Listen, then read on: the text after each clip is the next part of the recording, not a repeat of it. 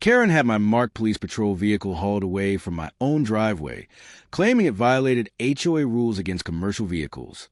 What she did not anticipate was that her decision would end with a felony conviction for theft of government property, setting off a chain reaction of consequences: job termination, crushing legal expenses, restitution orders, and a permanent criminal record that pushed her into bankruptcy and ultimately stripped her of the very house she fought obsessively to control. My name is Matt, and I am a patrol sergeant with the Austin Police Department in Texas.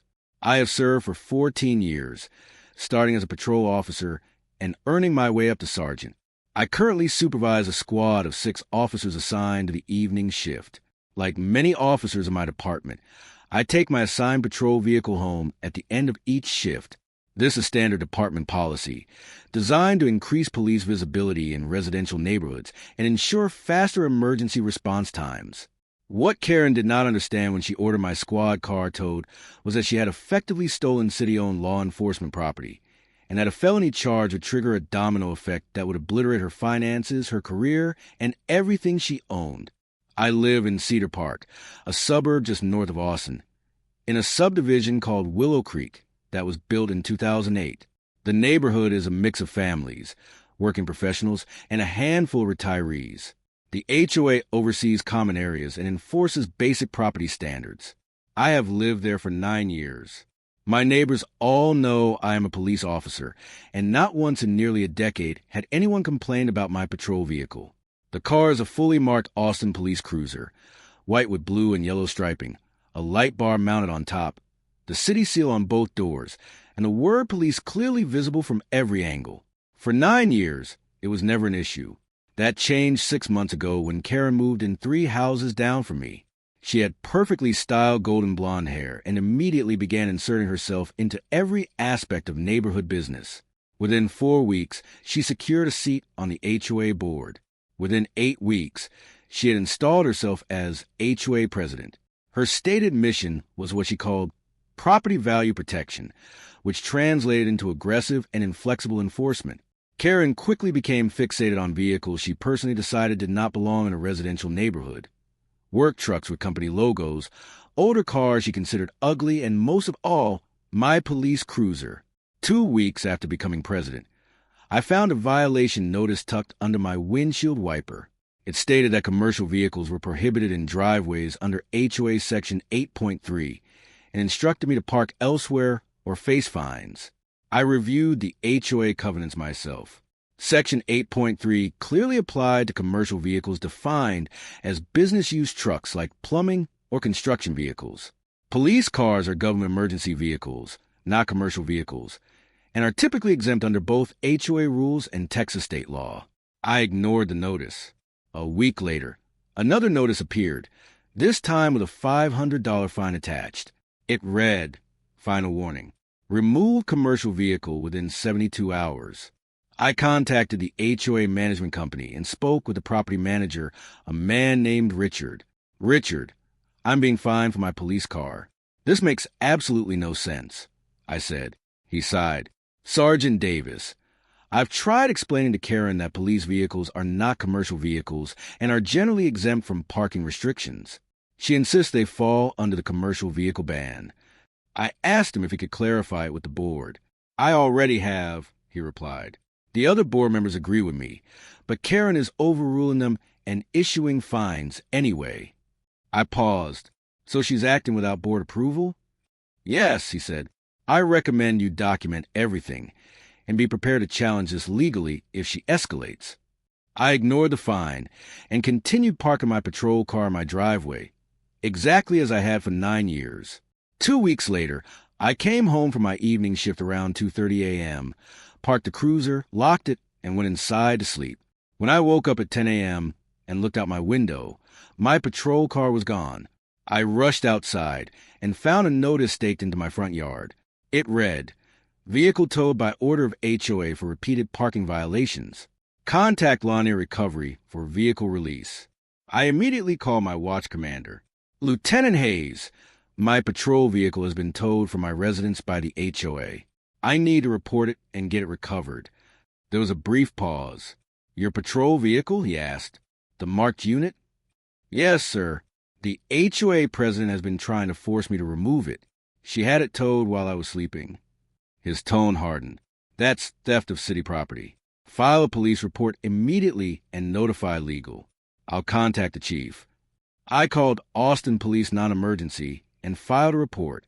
Within 30 minutes, 2 officers from another district arrived to take my statement and document the theft. Officer Ramirez reviewed the tow notice. Sergeant, they towed a marked police vehicle from your private driveway without authorization. That's theft, regardless of what the HOA claims. I explained that the HOA president had been harassing me about the vehicle for weeks. Do you have documentation? He asked. Yes, multiple violation notices, fines, all dated and photographed. He nodded. Good. We'll need all of it. This will be investigated as theft of city property, which is a felony. I drove to Lanier Recovery in my personal vehicle to confirm my patrol car was there and to check for any damage. The manager confirmed they had the unit and admitted it had been towed at the request of the HOA president. Did you verify the HOA had authority to tow a police vehicle? I asked. He hesitated. We got a call from someone identifying herself as the HOA president. She said it was a commercial vehicle violation. I pressed him. Did you see the vehicle before towing it? Did you notice it was a marked police car? The manager looked uneasy. The driver said it was clearly marked as police, but the caller insisted it was subject to HOA rules. I stared at him. So you towed a city police vehicle based solely on an HOA president's claim, without verifying authority? He shrugged. We execute tows when HOAs request them. We don't usually verify the details. The Austin Police Department's legal division and the city attorney's office took the situation very seriously. This wasn't just about my inconvenience. It was about the theft of city property and direct interference with law enforcement operations. Detective Morrison was assigned to the case. He immediately began digging into Karen's actions. Detective Morrison reviewed all of my documentation, interviewed the towing company, and obtained phone records and emails showing Karen's direct communications with Lanier Recovery. Those records confirmed that Karen had personally called the tow company and explicitly identified my vehicle as a commercial police car that needed to be removed for HOA violations. The dispatch notes from Lanier Recovery even acknowledged that the vehicle was a clearly marked police unit. Yet the tow proceeded anyway because Karen repeatedly insisted it was subject to HOA authority. 3 days later, Detective Morrison arrived at Karen's home with 2 additional officers and placed her under arrest. She was charged with theft of government property valued at more than $30,000, a third-degree felony in Texas that carries a possible sentence of 2 to 10 years in prison and fines of up to $10,000. Karen attempted to defend herself by claiming she genuinely believed HOAs had the authority to enforce parking rules, even against police vehicles. Detective Morrison countered that argument by pointing out she had been warned multiple times by her own HOA management company that police vehicles were exempt and that she had no authority to tow them. Despite those warnings, she moved forward anyway. Karen posted bail within 24 hours, but the criminal case moved ahead quickly and aggressively.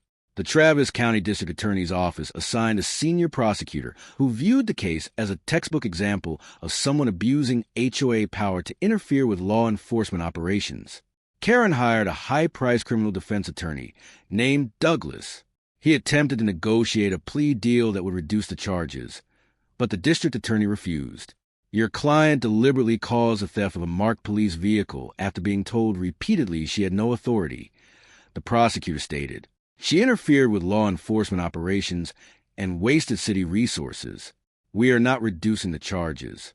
4 months later, the case went to trial. I testified about the ongoing harassment, the violation notices, the fines, the towing incident, and how losing my patrol vehicle affected my ability to do my job as a sergeant. The tow company operator testified that Karen had personally demanded the tow even after the dispatcher noted it was a police vehicle. Richard, the HOA management company representative, testified that he had clearly told Karen police vehicles were exempt and that she had no authority to order the tow. Detective Morrison laid out the investigation and presented evidence showing Karen acted knowingly and intentionally. After 6 hours of deliberation, the jury returned a verdict of guilty on the charge of theft of government property. The judge sentenced Karen to 4 years in state prison, with eligibility for parole after serving 2 years. She was also ordered to pay $4,500 in restitution to cover towing fees, vehicle inspections, maintenance checks, and the administrative burden placed on the police department. But the criminal conviction was only the beginning of Karen's downfall. At the time, she worked as a regional manager for a retail chain, a position that required a clean criminal record and responsibility over finances and inventory. A felony theft conviction made her immediately unqualified. She was fired within 2 weeks of the verdict. Her attorney, Douglas, had billed her $75,000 for the criminal defense. She had paid half up front and still owed the rest. The restitution order added another $4,500 to her growing debts. 3 months after her conviction, Karen's husband filed for divorce. He had been deeply embarrassed by the publicity. The case had been widely covered in local media as an extreme example of HOA overreach, and he did not want to remain tied to someone who had stolen a police car out of spite. The divorce proceedings were bitter. He argued that her criminal actions and legal debts were her responsibility alone. The court agreed and divided the assets accordingly, awarding Karen a smaller share to account for the financial damage she had caused. Without her managerial income, Karen could no longer afford her mortgage. She had purchased a house just 2 years earlier with a large loan, and the monthly payment was far beyond what she could manage with the part-time work available to someone with a felony record. She quickly fell behind. After 3 missed payments, the bank initiated foreclosure proceedings. Karen attempted to sell the house before foreclosure was finalized, but the slow market and her desperation forced her to accept a low offer. Even then, the sale barely covered her remaining mortgage balance, leaving her with nothing. She still owed unpaid attorney fees, the criminal restitution, and significant credit card debt she had accumulated trying to survive financially during the trial and its aftermath. 8 months after her conviction, Karen filed for bankruptcy. While most of her debts were discharged, the criminal restitution could not be eliminated and would follow her indefinitely. She left Cedar Park entirely and moved into a small apartment in another county.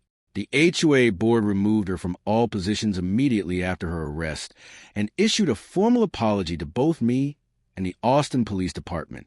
The statement clarified that Karen had acted without authorization and directly against the advice of their management company.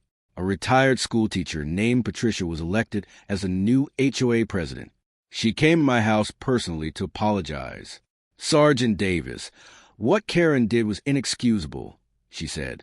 "The board fully supports law enforcement, and we are grateful for your service." I thanked her. My patrol vehicle was returned undamaged.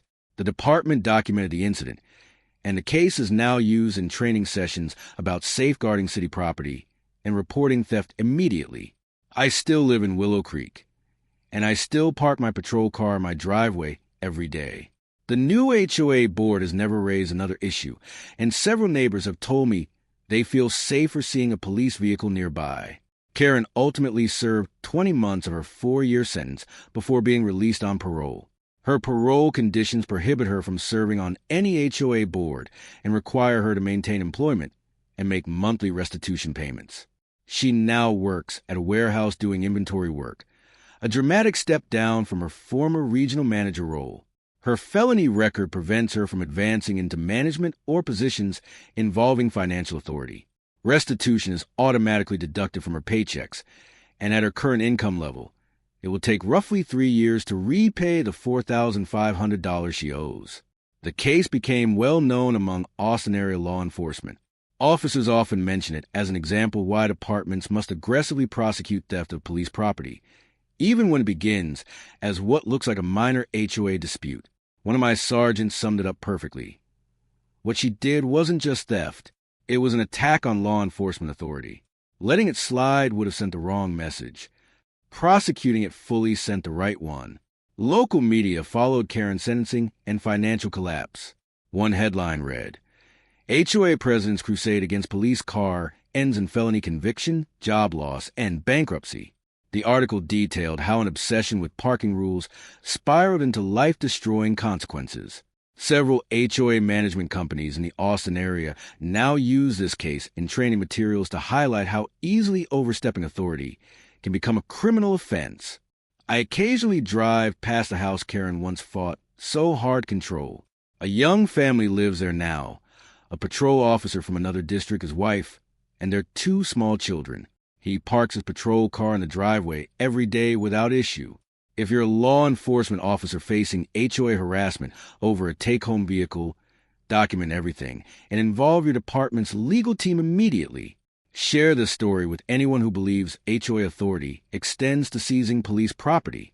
Sometimes a vehicle you tow out of spite belongs to the government, and the conviction that follows costs you your freedom, your career, your marriage, your home, and your entire financial future.